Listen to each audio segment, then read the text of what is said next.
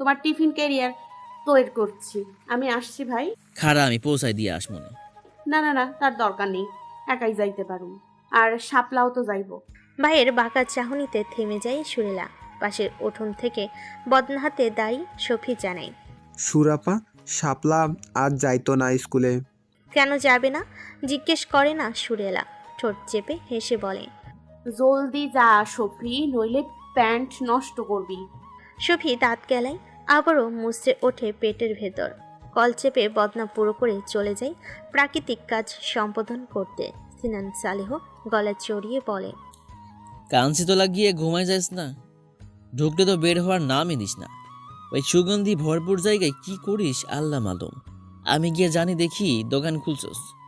সফি কোনো মতে সায় জানিয়ে দৌড় লাগাই বদনা হাতে। সুরিলা খিলখিল করে হেসে দেয়, খিটখিটে স্নানো হাসি ক্ষীণ। সাইকেলে উঠে বসবে, বাড়ির আঙ্গিনায় সালেহ উদ্দিন প্রবেশ করে। ফুলো চোখ দুটো রক্তিম হয়ে আসে। সিনান বিরক্তের সুরে বলে, রাতভর কইছিলেন আব্বা, 2 দিন হলো তো বাড়িও ফিরেন না। ছিলাম তোরে কৈফত দিমু নাকি? তোর কামে জানা বাপ। সালেহ উদ্দিন কলপাড়ে গিয়ে কল চেপে চোখে মুখে পানি চিটা দিতে দিতে বসে। সিনানের মেজাজ গরম হয়ে ওঠে, খ্যাক করে বলে ওঠেন, ভালো হয়ে যান আব্বা, অকাম কুকাম কইরা টাকা পাইবেন, সম্মান না। তাছাড়া কবে না জায়গা মতো ফাঁসে যান। এখনো ভালো কাজ করেন, না পারলে ঘরে বসে খান, খরচ আমি দিমু। সালেউদ্দিন ভেজা মুখ তুলে তাকায়, হে হে সুরে বলে, 10-20 টাকা চাইলে মুহুর দিক তাকায় যায় না, উনি নাকি খরচ দেব। আর আমি কোন অকাম কুকাম করলাম বাপ? গা ঘামায় খাই, শ্রম দিলে তারপর টাকা পাই, বুঝলি? বাপ ছেলের কথা কাটাকাটি হয় টুকটাক। শান্তি বেগম ঘর থেকে বেরিয়ে এসে থামানোর চেষ্টা করে। কথা কাটাকাটির এক পর্যায়ে সালেউদ্দিন তেড়ে করে আসে। সিনা টান টান করে দাঁড়িয়ে থাকে। সুরেলা ভয়ে ভাইয়ের হাত শক্ত করে চেপে টানতে থাকে। ফুপিয়ে ঠোঁট উল্টায়। শান্তি বেগম ছেলেকে ঠেলে সরিয়ে দেয়, সুরেলাকে ইশারা করে সরিয়ে নিয়ে যাওয়ার জন্য। সুরেলা কথা বলতে পারে না, যেন বোবাই ধরেছে। সে ফুপিয়ে হাত ধরে টানে ভাইকে। সিনান কাঠ হয়ে দাঁড়িয়ে আছে। এক পর্যায়ে সালেউদ্দিন আপন মনে গজগজ করতে করতে ঘরে চলে যায়। এই অল্প সময়ে উঠোনে মানুষ জড় হয়ে গেছে। সিনান ক্ষিপ্ত মেজাজ নিয়ে সাইকেলে বসে বোনকে ইশারা করে, উঠে বই, শক্ত করে ধরবি, রিং বিরিং করলে খবর আছে। সুরেলা উঠে বসে, এক হাতে ব্যাগ ধরে অপর হাতে ভাই পেট আঁকড়ে ধরে। সিনান আবারও সাবধান বাণী শুনিয়ে প্যাডেল ঘোরায়। সুরেলার কান্না ভেজা মলিন মুখে হাসি ফুটে ওঠে। এই ভাইটাও না সবসময় খ্যাক খ্যাক করবে, ভালো কথাগুলো ধমকে ধমকে বলবে। ছোটবেলায় ভাই নতুন নতুন সাইকেল কিনলে তাকে প্রথম চড়িয়েছিল, সেই নিয়েও এক ইতিহাস রচনা করা হয়েছে। সিন ভাই বারবার সাবধান করেছিল পা যেন চেনের ধারে কাছেও না থাকে। অসাবধানতা বশত সুরেলার পা ওই সাইকেলের চেনেই আটকে কেটে গিয়েছিল। পরে ব্যথাও পেয়েছিল অনেক। ভাই সহানুভূতি দেখানো তো দূরের কথা, তৎক্ষণাৎ পিঠে দুম ধাম কিল বসিয়ে ধমকানো শুরু করে দিয়েছিল। সিন ভাই যে এমনই, তার এই শাসনে বেড়া জালে অগাধ ভালোবাসা আর স্নেহ লুকিয়ে আছে। শুনলাম তোর বান্ধবী মারিয়ার নাকি বিয়া হয়ে গেছে। হঠাৎ ভাইয়ের গলা কানে বাজতেই সুরেলা শৈশবের স্মৃতি থেকে বেরিয়ে আসে। জবাবে বলে, তবে তুলে নেইনি এখনো। মেট্রিক পরীক্ষা শেষ হলে ঘটা করে আয়োজন করে তুলে নিব। ছেলের টাকায় কিসের যেন চাকরি করে। ভালো, ওর বাপের কাত থাইকা বোঝাটা নামলো তবে। ভাইয়ের সোজা সাপটা কথাই সুরেলার মুখ প্যাঁচার মতো হয়ে আসে। সে নামক বোঝা যে এখনো কারোর ঘাড়ে চেপে আছে, সেই বোঝা ছুঁড়ে ফেলার চিন্তা সবার। ছোটবেলাটাই ভালো ছিল, তখন তো তাকে বোঝা ভাবা হতো না। মাভের আহ্লাদি ছাড়া রাজকন্যা ছিল সে। পাড়াপড়শি যখন খোঁজাখুঁজি করতো, মেঘমেঘে এত আহ্লাদ করে কি হবে, সেই তো পরের বাড়ির হেসেলি ঠেলবেই। তখন ভাই বলতো, আমার বোনকে পরের বাড়ি পাঠাবই না। তখন সুরেলা খুশিতে লাফাতো। অথচ এখন তাড়ানোর যে বড্ড তাড়া। সুরেলা হাঁ করে শ্বাস ফেলে নিজেকে ধাতস্থ করে। মেয়ে হিসাবে জন্ম নিয়েছে যখন, এটাই যে নিয়তি। তাছাড়া বড় বুজুর্গ এমনি এমনি বলে না, যতই আদরের হোক না কেন। বিবাহযোগ্য কন্যা, ঘরে বোঝা বই কিছু না। সুরেলা একটু নড়ে চড়ে বসে। স্নান কাঁচা রাস্তায় সাইকেল টানে আস্তে ধীরে। পরীক্ষা দিলি যে কয়দিন আগে, রেজাল্ট দেয় নাই? না, দেয় নাই, এত জলদি দিবে না। সুরেলা অস্বীকার করতে সময় নেয় না। রেজাল্ট তো দিয়েছে, কিন্তু ভাইকে বলার মতো হয়নি। 3টাতে ফেল এসেছে। ভাইকে জানালে কানের নিচে বাজাবে। এমনিতেও ভাইয়ের মেজাজ এখন যে তুঙ্গ স্পর্শী। স্নান আবারও জিজ্ঞাসা করে, প্রাইভেট তো বাদে দিলি, গাইড বই কিনবে কিছু? বই পড়লেই হয়, গাইড দরকার নাই ভাই। সিনান আর কিছু বলে না, চুপচাপ সাইকেল টেনে চেয়ারম্যানের বাড়ির পাশের রাস্তায় ওঠে। চেয়ারম্যানের বাড়ি ছেড়ে যাবে, তখনই সাইকেলের সামনে দুহাত মেলে দাঁড়িয়ে যায় এক রমণী। সিনান চোখ বড় বড় করে দ্রুত হ্যান্ডেল চেপে ব্রেক কষে। এক পা নামিয়ে মাটিতে দাঁড়ায়। সুরেলা ঝুঁকে পড়ে খানিকটা। স্নান আগেই আগলে নিয়েছে বোনকে। সম্মুখে তাকাতেই নজর কাড়ে লাশ সময়ী রমণীকে। চোখ মুখ খিচে দুহাত মেলে দাঁড়িয়ে আছে। সিনান সালেহ কিছু বলতে নিয়েও থেমে যায়। নিম্ন অষ্টধর দাঁত দিয়ে কামড়ে এক চোখ খুলে রূপসা। সাইকেলের সম্মুখ চাকা তার পেট ছুঁই ছুঁই। সে বুকে থুতু দিয়ে দাঁত কেলিয়ে হাসে। উচ্ছ্বাসিত গলায় ডাকে, সিন ভাই, সুরাপা, কেমন আছো? সিনান ঝটকায় ঘাড় ঘুরিয়ে সুরেলার পানে ফিরে খ্যাক করে বলে, আমার ভাঙ্গাচোরা এফাসি যদি দুলালির উপর উঠতো, ওর বাপ ভাইয়ে আজ তো রাখতো আমারে। সুরেলা গালে জিভ ঠেকিয়ে হাসি আটকায়। আশ্চর্য, এখানে হাসি কি আছে? তবুও তার ভেতরে হাঁস মুরগি সব বেরিয়ে আসতে চাইছে। সে ঘাড় নামিয়ে রূপসার দিকে তাকায়। গাল ফুলিয়ে বিননি নাড়ছে মেয়েটা। সুরেলার চাইতেই চোকাচুকি হয়। রূপসা মিনমিন করে বলে, আমি ডাকলেই তো দাঁড়াতেই না সিন ভাই। তোমার ওই হাড্ডিসার এফাসির রকেটের গতিতে টেনে আমাকে পুরো আঙুল দেখিয়ে চলে যেতে, তাই। শেষের বাক্য সুর তুলে বলে রূপসা। স্নান তার কথা সম্পূর্ণ উপেক্ষা করে সাইকেলে উঠে বসে। মন মেজাজ ভালো নেই, কখন হাত উঠে যাই বলা যায় না। রূপসা ভাবভঙ্গি বুঝতে পেরে দুহাত সাইকেলে চেপে ধরে। মুচকি হেসে নরম গলায় শুধালো, আমাকে একটু লিভ দেবে সিন ভাই? আমিও স্কুলে যাব তো। সুরাপা বললো না তোমার ভাইকে? হ, আমার ঘাড়ে উঠুক, নামাই দিয়ে আসি। ব্যাককল মায়া। সুর, সাইকেল ছাড়তে কদারে? সিনান সালেহ রূপসার কথা শেষ না হতেই খ্যাক করে ওঠে। রূপসার চোখ যারা অভিমানে টইটুম্বর, তবে সাইকেল সারে না। সিনান বাঁকা চোখে তাকায়। আলালের ঘরে দুলালি আহ্লাদীপনায় মেজাজ খারাপ হচ্ছে। লাজ লেহাজ কিচ্ছু সেখানেই। বাপমাই পরপুরুষের সাইকেলে ওঠার জন্য নাচে। শালির ননির পুতুল। সুরেলা ফ্যাসাদে পড়ে, এই মেয়ে এত বাচ্চামো স্বভাবের কেন? সাথে বিরক্তিকর। সুরেলা খেয়াল করে মেয়েটার কাঁধে ব্যাগ নেই। স্কুল ড্রেসের ক্রস বেলের উপর আধো খোলা বেনুনি ঝুলছে। তার ভুরু কুচকে যায়। সন্ধিয়ান গলায় প্রশ্ন করে, রূপসা, তুমি স্কুলে যাবে, তা তোমার ব্যাগ কই? রেডিও তো হওনি পুরোপুরি, জুতোর ফিতে খোলা, বিনুনিও খুলে এসছে প্রায়। রূপসা জিভে কামড় বসে। চোরা চোখে খিটখিটে মানবের পানে তাকিয়ে লাজুক হেসে চোখ পিটপিট করে। আধো খোলা বিনুনি নাড়চাড় করে পুনরায় বাঁধতে বাঁধতে বলে, আমাকে 2 মিনিট দাও, আমি যাব আর আসবো। হ্যাঁ, যাবে না কিন্তু তোমরা? আমি না কখনো সাইকেলে উঠিনি, আজকে উঠবো। অপেক্ষা করে না চঞ্চলা কিশোরী। দৌড়ে যায় পেছনে ছোট্ট গেট পেরিয়ে। চোখে মুখে তার উপচে পড়া আনন্দ। ইস, নিষ্ঠুর নিত্যই পাষণ্ড লোকটার সাইকেলে চড়বে সে। দূরসাদে দাঁড়িয়ে নওরিজ মাহবুব, হাতে চায়ের কাপ। তীক্ষ্ণ নজর বাড়ির পেছনের দিকে কাঁচা রাস্তায় চলমান সাইকেলের পেছনের আসনে বাঁধানো তক্তায় বসা রমণীর পানে। চায়ের কাপে ঠোঁট ছুঁয়ে স্বাদ নেই সে। ঠোঁট বাঁকিয়ে বলে, অবশেষে চায়ের অসারটা স্বাদে পরিণত হলো। কিরিং কিরিং ঘন্টি বাজিয়ে বিদ্যালয়ের গেটের সামনে থেমে যায় সাইকেলটা। সুরেলা অলস ভঙ্গিতে নেমে পড়ে। সিনান তাড়া দেয়, জলদি যা, অ্যাসেম্বলি শুরু হয়েছে। হেঁটে আসলে তো আরো দেরি হতো। বাড়ি থেকে তাড়াতাড়ি বের হইবার পারস না? এই কুত্তা মরা গরমে অ্যাসেম্বলি করুম না, দেখাই তো দেরি কইরা বাড়াইছি। তুমি ফাঁসাই দিলা, আসি ভাই, সাবধানে যাইও। মন খারাপ করো না, আব্বা তো ছাটওয়ালা, কখন কি কয়। সুরিলা পা বাড়বে, স্নান দাঁড়াতে বলে। পকেট থেকে 10 টাকার নোট বের করে হাতে ধরিয়ে দিয়ে সাইকেল ঘুরিয়ে চলে যায়। ফিরতি পথে দেখা হয় দুলালের সাথে। ভাইয়ের মোটর বাইকে চড়ে বিদ্যালয়ের পথে আসছে। ঘোড়ার ডিম রূপ অভিমান ভরা চাহনিকে স্নান তোয়াক্কাই করে না।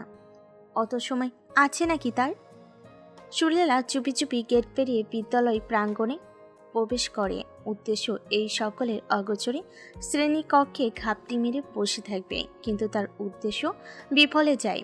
হিন্দু ম্যাডামের শকুনি নজরে বিদ্ধ হওয়ার দরুন রোদ্দুরের উত্তাপে সিক্ত বিশাল মাঠে সারিবদ্ধ লাইনের দিকে এগিয়ে যায়। মেয়েদের শাড়ির শেষ দিকে গিয়ে দাঁড়ায়, উকি দিয়ে সখীকে খুঁজে বেড়ায়, পেয়েও যায়। লুকিয়ে লুকিয়ে এগিয়ে যায় সখীর কাছে, কাঁধে হাত রেখে চমকে দেয়। মারিয়া হেসে বলে, এলি তবে? আমি তো ভাবলাম আসবি না, জানিস কেলো একটা ঘটে গেছে। কি? উৎসাহ প্রকাশ করে শুধাই সুরেলা। বাড়িতে যতই অশান্তি থাকুক, স্কুল প্রাঙ্গণে বন্ধু বান্ধব সহপাঠী সহ শত শত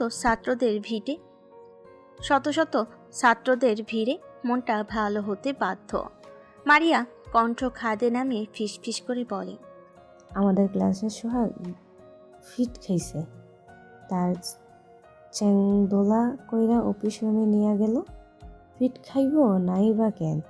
কি গরম রে বাবা! আমি 10 মিনিট হইল দাঁড়াই আছি, গরমে সিদ্ধ হয়ে গেছি। সুরেলা একটু চিন্তিত হয়। শখ ছেলেটা তাদের গ্রামের, বাপে খেতে খামারে কাজ করে। ছেলেটাও হাত বাটায়। কদিন আগেও বাপের সাথে রোদে পুড়ে ধান কেটে মাড়ি ছাটাই করলো, অথচ এই অল্প রোদে পুড়ে ফিট খাবে। তার ভাবনার মাঝেই মারিয়া হেলে পড়ে সুরেলার উপর। সুরেলা ঘাবড়ায়, প্রাণপ্রিয় সখীকে আগলে ধরে দু হাতে, তবে সখীর কথায় নিজে ফিট খায়। একটু নাটক করলাম সখী, গ্লুকোজ খাওয়াই বনে চান ভাই। চল চল চল, আমারে দইরা কমন রুমে নিয়ে যা। আশেপাশে অনেকেই চাপাসরে হেসে ওঠে। কজন মিলে ধরাধরি করে নিয়ে যায় বিশ্রামাগার কক্ষে। মুমূর্ষ রোগী একজন হলেও তার পেছন পেছন ধরার বাহানেই বেশ কজন রেহাই পায় কড়া রোদে অ্যাসেম্বলি নামক শাস্তি থেকে। মাল্টিমিডিয়া শ্রেণীকক্ষে ফ্যানের নিচে বসে মারিয়া, সুরেলা সহ বেশ কয়েকজন। এরই মাঝে দপ্তরি চানমিয়া গ্লাস হাতে প্রবেশ করে, রোগীকে গ্লুকোজ খাই সুস্থ করবে। চান ভাই, আমার হাতে দিন। বলেই সুরেলা ভদ্রলোকের হাত থেকে গ্লাসটা নিজ হাতে নিয়ে ঠোঁট চুয়ে মুখ বিকৃত করে বলে, এত ওর স্যালাইন, সখী তুই গিল। চানমিয়া ভোর উঁচিয়ে সন্ধ্যান চোখে যায়। সুরেলা সহ বাকিরা খিলখিল করে হেসে ওঠে। চানমিয়ার বুঝতে বাকি থাকে না কিছু, সেও হেসে চলে যায়।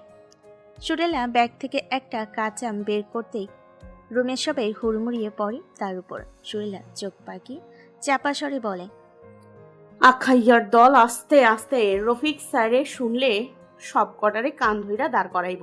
চুপ কর না বাল। একজন গিয়ে দরজার চাবি দিয়ে আসে। সুরেলা আরও দুটো কাঁচা আম বের করে, দরজার চিপায় আম ফাটিয়ে স্টিলের স্কেল দিয়ে ভাগ করে সবাইকে দেয়। গোলমরিচ আর লবণের সংমিশ্রণে তৈরি বিট লবণ দিয়ে মাখিয়ে কাঁচা আম কচকচ করে চিবিয়ে খায়। আমের টকে মুখ কুচকে শব্দ তৈরি করে মারিয়া। ফিসফিসি বলে, সোহাগের যে প্রেমিকা ছিল, মায়ারার নাকি দেখতে এসে বিয়া হয়ে গেছে। তার শোকেই ছেলেটা অসুস্থ হয়ে পড়েছে, মুখ দিয়ে কেমন বিজলা বিজলা বের হইল। আমার তো ভয় করতেছে, বিষ না খাইলেই হয়। মুহূর্তেই পরিবেশ পাল্টে যায়। ছেলেটা তাদের সহপাঠী, তার উপর ক্লাসের প্রথম সারির ছেলে, সবসময় প্রথম হবে, মিষ্টভাষী লাজুক ছেলে। এ বিষয় নিয়ে বেশ সময় গুসুর ফুসুর চলে। অ্যাসেম্বলি শেষ হলো, ক্লাস শুরু হয়নি এখনও। সোহাগকে নিয়ে সবাই চিন্তিত। হাসপাতালে পাঠানো হয়েছে তাকে। পুরো স্কুলের গরম খবর সোহাগ, তার ব্যর্থ প্রেম কাহিনী মুখে মুখে। কেউ বা দুঃখবোধ করছে, তো কেউ টিপ্পনি কাটছে, কেউ হেই প্রতিপন্ন করার চেষ্টা করে চলেছে। সুরেলা ছাদের রেলিংয়ের উপর বসে আছে। আশেপাশে ছেলে মেয়েদের একে অপরকে টাঙ্কি মারা দেখছে অনাগ্রহ চোখে। মারিয়া কাগজে মোড়ানো হলুদ কালাই এনে রংচটা রেলিংয়ের উপর রাখে। সুরেলা মুঠোয় ভরে মুখে চালান করে কটকট করে খায়। কালাইগুলো বেশ শক্ত, অনেকক্ষণ খাওয়া যায়। বিদ্যালয় অঙ্গনে এটাকে প্রেম কালাই বলেও সম্বোধন করা হয়। সোহাগটার উল্টাপাল্টা কিছু না হয়ে যায়। ইয়া আল্লাহ, ছেলেটাকে সুস্থ করে দাও। বাপ মায়ের একটাই পোলা, খাইয়া না খাইয়া পড়াশোনা করাইতাছে। টাগরে কথা না ভাইবাও দুদিনের মেয়ের জন্য বিষ খাইছে। কতটা জঘন্য কাজ। সুরেলার কথাই মারিয়া ছোট্ট শ্বাস ফেলে বলে, ওসব বাদ দে ভাই, তোরে একটা জিনিস দেওয়ার ছিল। দাঁড়া, এই যে দেখ, পছন্দ হয়েছে? সাদা কাগজে বাধাই করা লাল টকটকে কাচের চুড়ি। সুরেলা খপ করে কেড়ে নেয় সখীর হাত থেকে। লাল চুড়িতে তার দুর্বলতা আকাশ সম। আর এই দুর্বলতার কথা সখী মারিয়া ছাড়া কেউ জানে না। সে ঝটপট বান্ধবীর গালে চুমু বসিয়ে বলে, থ্যাংক ইউ বেবি। ইস কি সুন্দর কাচের চুড়ি, এ যেন রং নয়, রক্ত লেগে আছে। উনি দিয়েছে কাল, লাল নীল সবুজ অনেক রঙের 17 ডজন চুড়ি দিয়েছে। মনে হয় আমার বয়স 17, তাই ওই আম বাগান আসতে বলেছিল। আমি তো লজ্জায় যাইনি, উনি বাড়িতে এসে দিয়ে গেছেন। লাজুক লাজুক হেসে বলে মারিয়া, রক্তিম কৃষ্ণচূড়া নাই, কপাল জোড়াই দেখতে বেশ লাগছে। সুরেলার চুড়িগুলো হাতে পড়তে উদ্যত হয়েছিল। সখীর কথাই চোখ কপালে। চুড়িগুলো পূর্ব অবস্থায় রেখে মাথায় চাটা ধরে থমকে বলে, বলদা ছেমরি, জামাই ভালোবাসা শখ কইরা উপহার দিছে, তাও প্রথমবার। উনি মানুষেরে বিলাইতেছে আহাম্মক ব্যাককল। মারিয়া মাথা ডোলে ঠোঁট উল্টিয়ে বলে, মানুষের কই, তুই তো আমার পরাণের সুই, জানের জান ময়না ছুরোই। সুরেলা মুচকি হেসে সখীকে জড়িয়ে ধরে বলে, বলদি তোর জামাইয়ের উপহার তোর, যত্ন কইরা রাইখা দে। মারিয়া চোখ উল্টিয়ে তাকায়। সুরেলা তার গাল টেনে বলে, জামাই খালি কাছে চুরি দিল নাকি ফিরতি উপহার হিসেবে চুমু টুমু খেলো? হুম। মারিয়া চোখ রসগোল্লার মতো বানিয়ে ছুটে যায়। সুরেলা পেছন ছুটে খোঁজাখুঁজি করতে থাকে।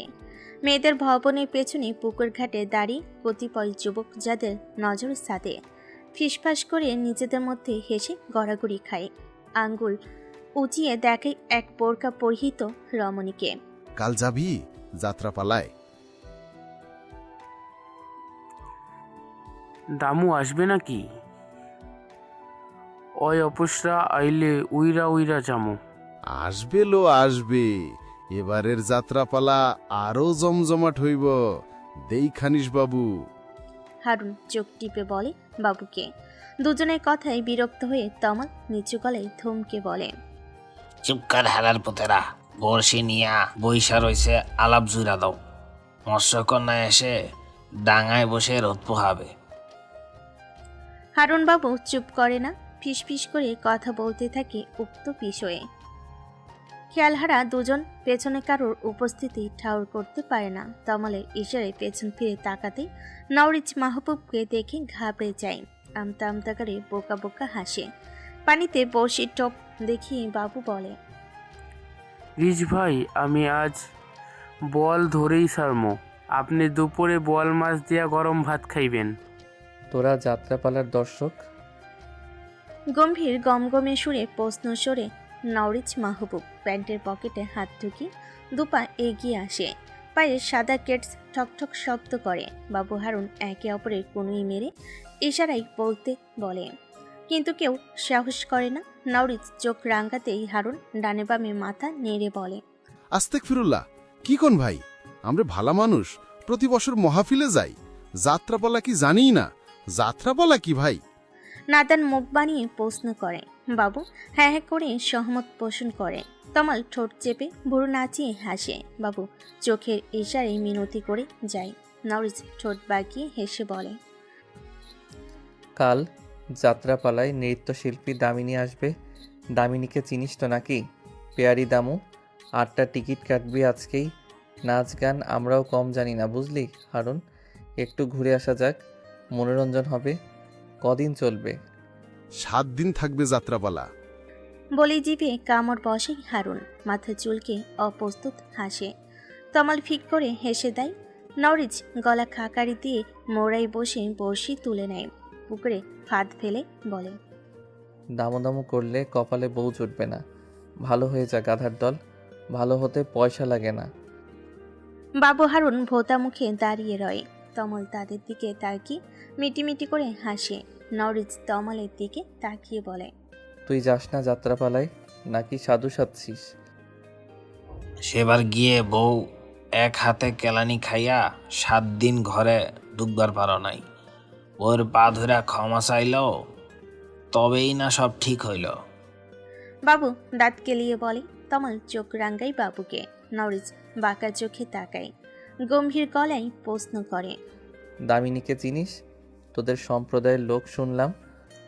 চিনি টুকটাক, সৌদামিনী নাম পুরা। ভালোই ছিল মেয়েরা। এক জানোয়ারের খপরে পড়ে নিজের বংশ বিরাদার জলে ভাসিয়ে পালিয়ে যায়। ছেলেটাকে আমরা কেউ চিনি না, দেখিনি অবধি। তবে শুনেছি মুসলিম, সে বিয়ে করেছে, সংসার করেছে। এসব কথায় রিয়াদের লোকরা জানতে পারলে দামুর মা বাবাকে অপছন্দ করে, এক ঘর করে দেয়। দামু ওর বাবা মায়ের একমাত্র মেয়ে ছিল। বাপ মেয়ের সাথে যোগাযোগ নাই আর। তারপর কি হয়েছে কেউ জানে না। হুট করে গেল বছর যাত্রাপালায় তাকে দেখে সবাই চমকে যায়। নরিচের কপালে সূক্ষ্ম ভাঁজ। সৌদামিনী নামটা চেনা জানা লাগে। সে ভাবনায় ডুবে যায়। এসব সে আগেও শুনেছে। এই প্যারি দামুর রহস্যটা কি? শান বাঁধানো পুকুরের একপাশে জামাল যান্ত্রিক কায়দায় বসে সিপে মাছ তুলছে ঘন ঘন। নরিচ আরেকটু খেয়াল করতে দেখে জামাল বড়শিতে কেঁচো লাগিয়ে পানিতে ফেলছে। তার মুখটা নিমেষেই থমথমে হয়ে ওঠে। বড়শি ছুঁড়ে ফেলে উঠে দাঁড়ায়। চাপা স্বরে আর্তনাদ করে বলে, তোরা কি দিয়ে মাছ ধরছিস? বাংলায় কেঁচো, ইংরেজি অর্থাৎ ওয়াম্র, খাঁটি ভাষায় চালা যাকে বলে। বাবু ওই কাদা খোঁজে একটা একটা করে ধরে এনেছে। জামালের যান্ত্রিক গলায় প্রেক্ষাপটে নরিচের চোখ মুখ যেন বিপন্ন হয়ে ওঠে। তাৎক্ষণিক উত্তেজনায় দিশেহারা। দাঁত কিনমির করে বাবুর পথ যেতে লাথি মারে। দিক সামলাতে না পেরে পুকুরে হাবুডুবু খাই বাবু। হারুন তমাল দূরত্বে গিয়ে দাঁড়ায়।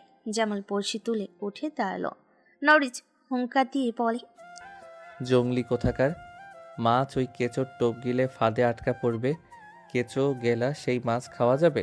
এসব নোংরা দিয়ে মাছ কে ধরে? হারুন বোতা মুখে বিড় করে, কেঁচো নোংরা হলো? মাটিতেই তো থাকে। আর মাছের থেকেও কত নোংরা খাই তা এই সূচিবায়ুর রুগীকে কে পৌঁছাবে? বাবু পুকুরে হাবুডুবু খেতে খেতে নিজেকে সামলে নেই। কাদো স্বরে বলে, রিজ ভাই, পুরা দুনিয়া মানুষ চেরা দিয়ে মাছ মারে। মাছের অতি পছন্দের খাবার। আর ওই চেরা নোংরা হইলেও মাছের 14 গোষ্ঠীর শুদ্ধ নোংরা জানেন মাগুর। পাঙ্গাস মাছ গু খাই, সিলভার কাপ তো কেঁচো চুমা দিয়ে খাই। আর বাজার থেকে যে বড় বড় মাছ আনে চেয়ারম্যান চাচাই, সেইগুলা কোথাকার জানেন? পচা ডোবাই, যেখানে দুনিয়ার ময়লা আবর্জনা ফেলা হয়। নরিচ মাছের বোলটা ছুঁড়ে মারে তার দিকে। লাফিয়ে পানি অতলে তলিয়ে যায় মাছগুলো। বাবু ডুব দেয় পানিতে। হারুন তমাল আহাজারিতে ফেটে পড়ে। সকাল থেকে মাছ ধরছিল তারা। রিজভাই সব জলে ভাসিয়ে দিল। জামাল বড়শি হাতে সেখানেই দাঁড়িয়ে আছে। নরিচ মাহবুব চোখ রাঙিয়ে হুঙ্কার ছাড়ে, বের হ সব কটা। 10 বার গোসল করে তবেই আমার সামনে আসবে। ফুট সবাই। সবাই মানে মানে কেটে পড়ে। বাকি বাবু পানিতে সাঁতার কাটছে। রওশন দূর থেকে এগিয়ে আসে গন্ডগোলের আভাস পেয়ে। ভাই রেগে আছে কেন জিজ্ঞাসা করতে নওরিচ মাহবুব নাক মুখ বিকৃত করে সবটা খুলে বলে। রওশন ঠোঁট চেপে হেসে বলে, কিছু দিয়েই তো মাছ ধরা হয়। এই ধরো, তোমার সব গরুর গোবর সার বানিয়ে ফসলি জমিতে দেওয়া হয়। এতে ধানের উৎপাদন ভালো হয়। তাহলে তো ইনডিরেক্টলি বলা যায় ধান গোবর খাচ্ছে। তুমি সেই ধান থেকে জন্ম নেওয়া ভাত খাচ্ছ, সুতরাং তুমি গোবর খাচ্ছ। এরকম আরও অনেক উদাহরণ। নওরিচের থমথমে চাহনি দেখে থেমে যায় রওশন। এর বেশি বললে তাকেও পুকুরে চুপিয়ে ধরবে। সে মৃদুকে এসে বলে, রিজ ভাই ছাড়ো তো এসব কথা। আমি একটা খুব গুরুত্বপূর্ণ কথা বলতে চাইছি। চাচা যেন বলবে, তবে আমি আগে বলতে চাইছি। খানিকটা আমতা আমতার সাথে বলে, কণ্ঠে জড়তা স্পষ্ট। নজর মেলাতেও যেন লাজের দেখা মিলে। চোখে মুখে হাসির ছট্টা। নরিস তাকে উপেক্ষা করে বাড়ির মেন ফটকের দিকে পা বাড়িয়ে বলে, first I need a shower. Roshan হতাশ গলায় বলে, কিছু কি তুমি নেড়েছো নাকি যে গোসল করতেই হবে?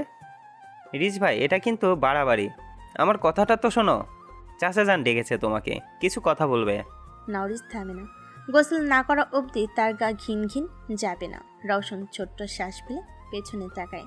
বাবু ভিজে মুরগি হয়ে উঠে আসে কিনারায়, মাটিতে বসে আহাজারিতে ফেটে পড়ে। শূন্য আসমানের দিকে তাকিয়ে বলে, আমি বদদোয়া দিলাম ভাই রে, এমন বউ কপালে জুটবো ওই সূচি বায়ু তো দূরের কথা, পেছনে দিয়েও বায়ু বের হবে না। রওশন ঠোঁট চেপে হাসি আটকে চোখ পাকায়, মাথায় ঠাস করে গাঁটটা মেরে চলে যায়। বাবু মুখ ভেঙচিয়ে বলে, এইটার কপালে বউ জুটবো না। চশমা চোখে একটা হিসেবের খাতা খুঁচিয়ে চলেছেন নোমান মাহবুব। বিড়বিড় করে হিসেব কষে এক কোণে লিখে রাখছে। ছেলের রাশভারী স্বর কর্ণগহ্বরে পৌঁছাতেই হিসেবের খাতা বন্ধ করেন। চশমাটা খুলে রেখে ছেলের উদ্দেশ্যে বলেন, আসেন আব্বা, চেয়ার টেনে বসেন এখানটায়। নওরিজ মাহবুব ভেতর এসে বাবার থেকে স্বল্প দূরত্ব বজায় রেখে চেয়ার টেনে বসে। আমায় ডেকেছিলেন আব্বা, কিছু বলতে চান?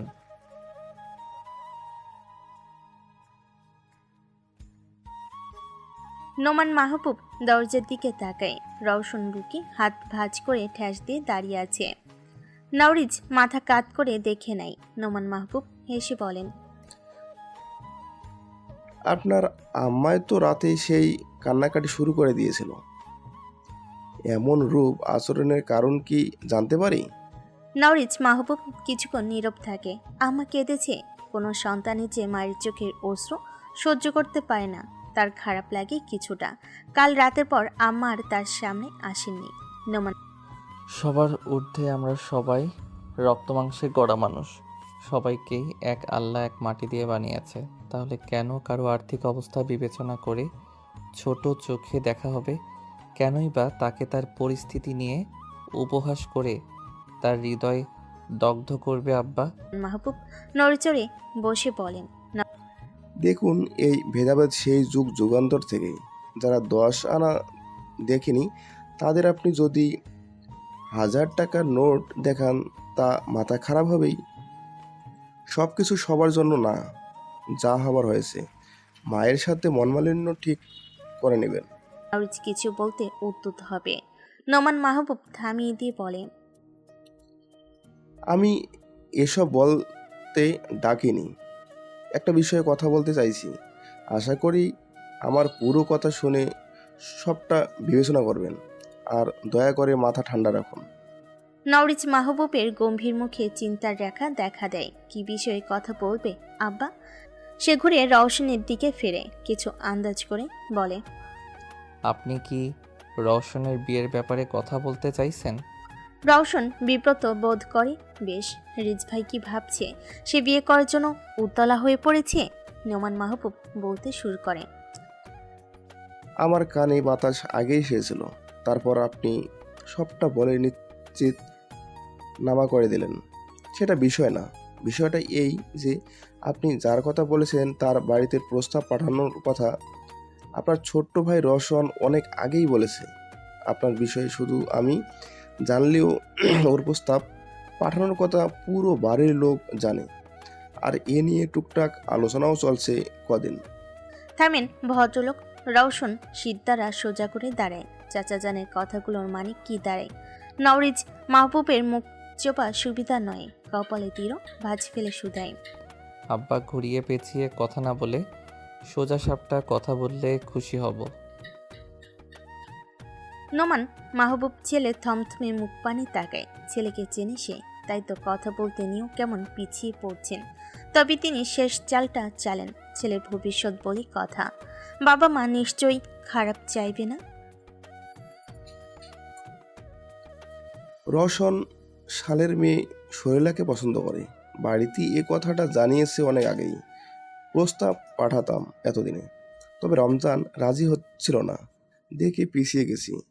এখন রমজানকেও বুঝিয়েছি, প্রস্তাব পাঠানোর প্রস্তুতি চলছিল। তার মধ্যে আপনার কথা আমি দিশেহারা আব্বা। এখন আপনি বলুন, আপনি কি করবেন? রওশন বিস্ময়ের সাথে তাকিয়ে নওরিজের গম্ভীর মুখোপের পানে। সে যা ভাবছে তাই কি সঠিক? রিজ ভাই সুরেলাকে পছন্দ করে না, এটা তার ভ্রম বই, আর কিছু না। আর চাচা যান পরিষ্কার করে কথা কেন বলছে না? নওরিজের নজর ফুলরে নিবদ্ধ। যুদ্ধের ময়দানে অবতারণার পূর্বে যেন ভাবি শহীদদের স্মরণে নীরব বিধান বাধ্যতামূলক করা হয়েছে। যুদ্ধের ময়দানে অবতারণার পূর্বে যেন ভাবি শহীদদের স্মরণে নীরব বিধান বাধ্যতামূলক করা হয়েছে। নোমান মাহবুব উঠে এসে ছেলের কাঁধে হাত রাখেন। নওরিজ যেন স্বয়ংবোধ ফিরে পায়, দাপটের সাথে উঠে দাঁড়ালো। ট্রাউজারের পকেটে হাত রেখে অতি স্বাভাবিক অথচ দৃঢ় প্রত্যয়ী ভাব নিয়ে বলে, সিনান সালেহের কাছে বিবাহের পয়গাম পাঠান আব্বা। খান বাড়িতে নববধূর আগমন ঘটবে শীঘ্রই। নোমান মাহবুবের চোখে মুখে দোনামোনা ভাব, বুঝতে অক্ষম ছেলের কথার ভাবার্থ। রওশন কপাল কুচকে তাকিয়ে। নওরিজ এগিয়ে যায় দরজার দিকে। রওশনের কাঁধে হাত রেখে শান্ত চোখে চোখ রাখে। রওশন প্রশ্নাতীত চাহনির প্রেক্ষিতে নওরিজ গম্ভীর গলায় আওড়ালো, ছোট ভাই তুই আমার, স্নেহ ভালোবাসার এক বিন্দুও কমতি নেই। তুই বললে পুরো দুনিয়া তছনছ করে তোর পদতলে ফেলবো। থেমে নওরিজ কাঁধ থেকে হাত সরিয়ে আবারও পকেটে পুরে পূর্বের তুলনায় তেজস্বী ভাব দৃঢ় করে বলে, but she is mine, Maya girl, accept Allah almighty. No one has the power to stop her from being mine. She is bound to be mine. কথা শেষ করে লম্বা লম্বা পা ফেলে চলে যায় নওরিজ মাহবুব। রওশন মূর্তি হয়ে দাঁড়িয়ে। কি বলে গেল ভাই? চুমকি চলেছে একা পথে, সঙ্গী হতে দোষ কি তাতে? রাগ করে না সঙ্গী সোনা, রাগ লাগে তোমায় আরো ভালো। আরে আরে ভয় পাচ্ছ কেন সোনামণিরা? পাট খেতে চলো, সব ভয় দূর করিয়ে দেব, সাথে স্বর্গীয় সুখ। আহ আহ